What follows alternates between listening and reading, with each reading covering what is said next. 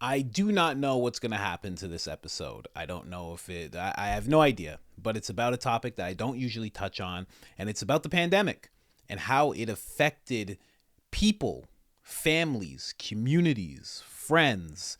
Myself is what I'll get into after I play this clip, but we're at episode 1977 with Dave Smith. We're at 35 minutes and 7 seconds of this episode where they are talking about the insanity that was the lockdowns. Let's get into it. That's not true. Then there was no justification for this. And millions of people lost their jobs over this. Yeah. Not to mention just the amount of people who were just like disenfranchised, like in major cities across the country. You couldn't go to a restaurant or couldn't go to a basketball game or whatever, which may seem less important than the ones who lost their job, but it's still fucked up. It's all fucked up because it was also incentivizing people to go along with something that they might not have wanted to do. Yeah. And then when you see the amount of people that got damaged because of that, both financially, physically, vaccine injuries, ostracized from their communities, how many marriages broke up, how many friendships broke up. I know a lot of people that were skeptical about the COVID vaccine and they were shamed by their friends and they lost contact with those people. They stopped being friends with them. I know a lot of people who whose mental health really deteriorated during the lockdowns as well. Oh, you know? Without a doubt. There's a lot of people that were already struggling before the pandemic, and that pushed them over the edge. Yeah, for sure.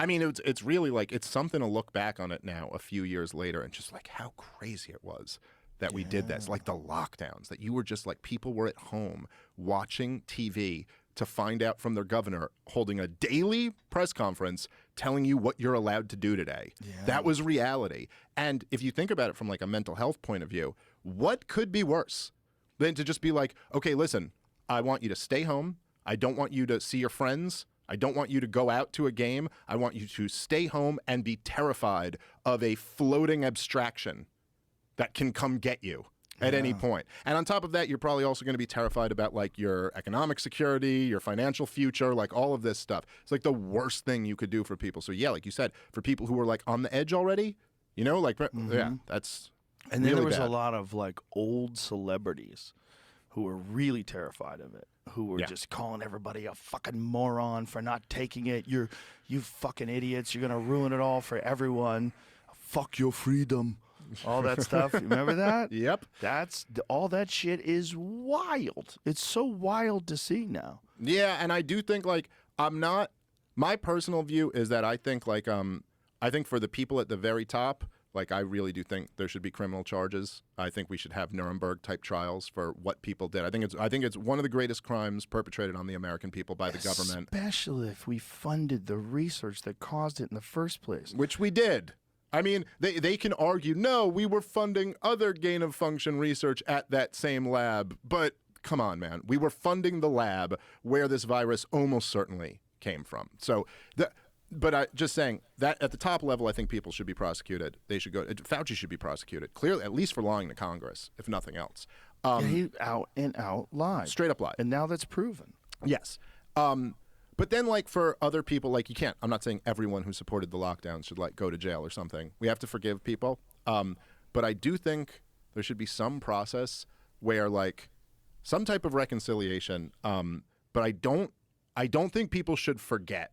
Like, I don't think people, like the thing you were just saying about Arnold Schwarzenegger and stuff like that and all that. Don't forget what these guys were willing to jump on board with. Yeah. Like, and how much further would they have gone? Right. You know what I mean? Like they pushed it pretty far, and these guys were completely on board. Like, is it really that unthinkable to say if they were like, hey, we're going to round up the unvaccinated and put them into camps, take them away from their family, you know? Yeah. Is that? I don't think so. I really, for a long time, I got to that point and I was like, I have to see. I was letting it get pushed and pushed. I lost my job. I worked in film and television. Most left-leaning industry, I think, that exists besides the Democratic Party. I worked in film and television. There was a point where they wanted everybody to get it, whether you were on set with the actors or not, because those actors had that type of attitude, and I had to step away. I had to step away, and I had to start doing Uber Eats. And I took I was making a quarter of the money I was. I didn't know what was going to happen to me or my family or anything. It was crazy. It was crazy what happened. And slowly, I knew people in the industry, so they would just kind of get me in and be like, yeah, he can work, he's fine. And I would just stay off set and everything. But it was so scary. It was so scary. And I just had to, I would always have this mindset of like, I want to see how far they're going to go with this. Like, you're going to lock me up. You're going to you're going to drag me out of this house. Like, what are you going to do? How far is it going to go? It was such a wild time. Like, I have a friend that's one of my best friends, and I always hug my friends because I love my friends. I haven't hugged him in like 3 years because he's still scared of the whole thing. He still thinks it's like a big thing. That's how much it got into some people. That today he's like, I don't know, we can still let's just do 10 feet apart, still to that point,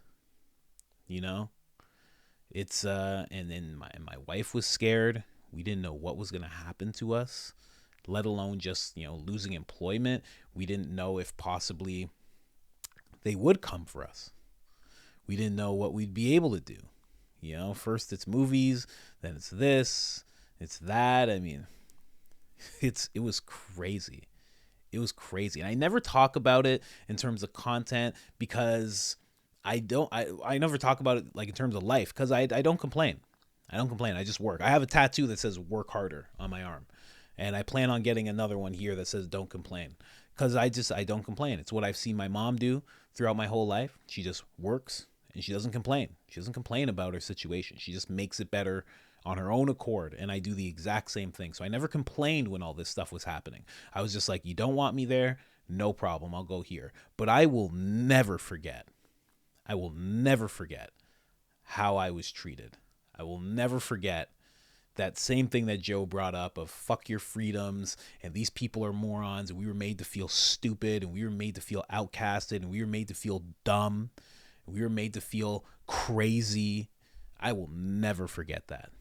That was the worst I've been treated. Way worse than any racism. I've been assaulted by cops. I've been assaulted by grown men when I was a kid.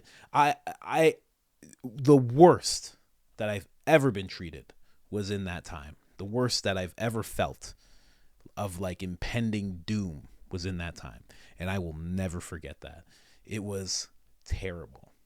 But again, I will say this, because I have a relationship with God. If you don't have a relationship with God, all good.